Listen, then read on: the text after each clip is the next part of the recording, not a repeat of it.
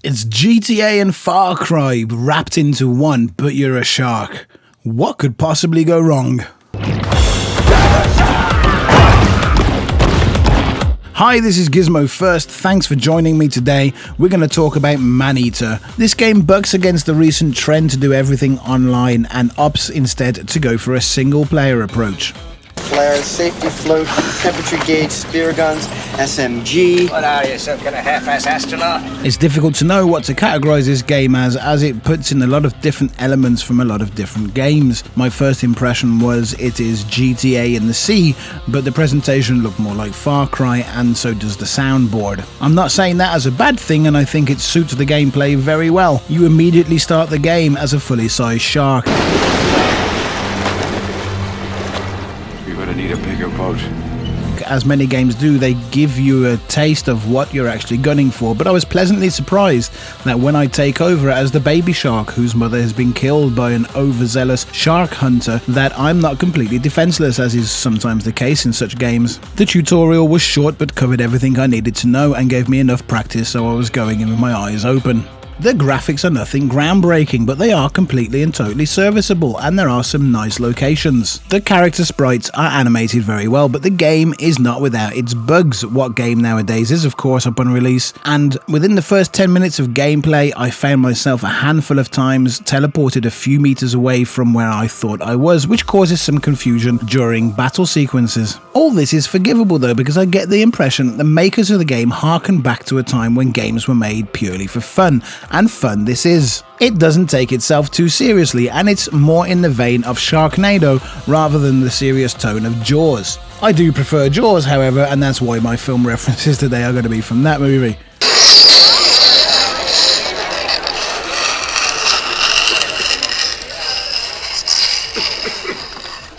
Anyway, going back to where I started, you start the game as a full-grown tiger, bull, shark or something or other, and you're quickly captured after a brief but in-depth tutorial covering the different game mechanics and so forth. It's here that we are introduced to an over-the-top shark hunter. If you don't want to backstroke home, you get down here! His name isn't really important going forward, as he simply serves to drive the narrative forward, as he guts you and a mini-you pops out, biting off his arm and setting off into the sea. The game revolves around you getting bigger, stronger, and eventually eating your way up a roster of lesser hunters to avenge your mother by eating the way over the top guy.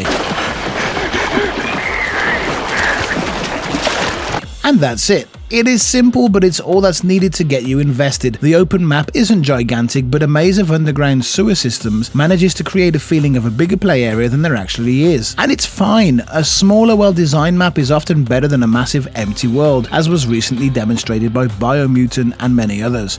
The controls are intuitive. I play on keyboard and mouse, but I can see how joypad might be a better option for this game. I just prefer the ability to be able to turn on a dime with a mouse. The fun factor is in the silliness of the game itself. The whole world is framed as being part of a Discovery-like documentary and is voiced by some famous actor or other. Once more, the shark turns back to this place of centered calm. It adds a nice tongue-in-cheek aspect to whatever you are slaughtering, be it sea life or humans. And this brings me to the downer of the game, the AI. The fish and the sea life behave very much like fish and sea life would, I imagine, except in one very important aspect, and that would be, I would expect the predatory animals not only to all focus on me, but also attack each other. I enjoy playing games strategically, and once I tried to lure a higher level enemy into a zone where there were other predatory animals, but no, they all just focused on me, and there was no payoff for my cunning at all. But the humans are some of the dumbest you'll find anywhere, and I've been on Twitter. It breaks the immersion as you beat yourself to grab a person at a beach party, and the rest just stand there screaming, waiting for you to come back and do it to them.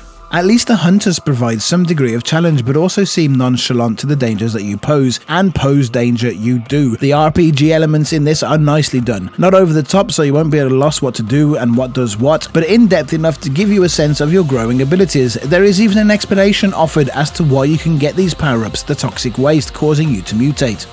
Like I said, it's a fun game, but it won't keep me engaged for too long. There is a serious lack of variation in missions. After all, how much outside of ripping something apart can you expect a shark to do? The game uses all the standard doohickeys to keep you engaged. Find all of the landmarks, collect all the registration plates, etc, etc. But this is all just filler, and whether you find it entertaining or not will depend on how much you want to gain the various rewards they offer. This is yet another modern game that uses grind to lengthen gameplay. Some people enjoy grind, and I reiterate, the game is fun, so the grind, at least for me, is fun as well, but it won't be for everyone. I've seen a few reviewers that state that they are always wanting to be the animals in these sorts of games and feel forced to always play the human. It is true that this is a refreshing change, but there has to be more to do. It is usually easier to make a game about humans because as a human yourself, you find it easier to get invested in the plight of a human and feel emotionally attached to a human. It is a brave attempt at making a game that will break the mold, but what stops it from being a hit is that in being brave, it also doesn't take any risks, if that makes any sense. What you are tasked to do as a shark is no different than what you would be tasked to do in a human-centric game. The formula has been done before. The open world map, the POIs to find, targets to kill, and all of that.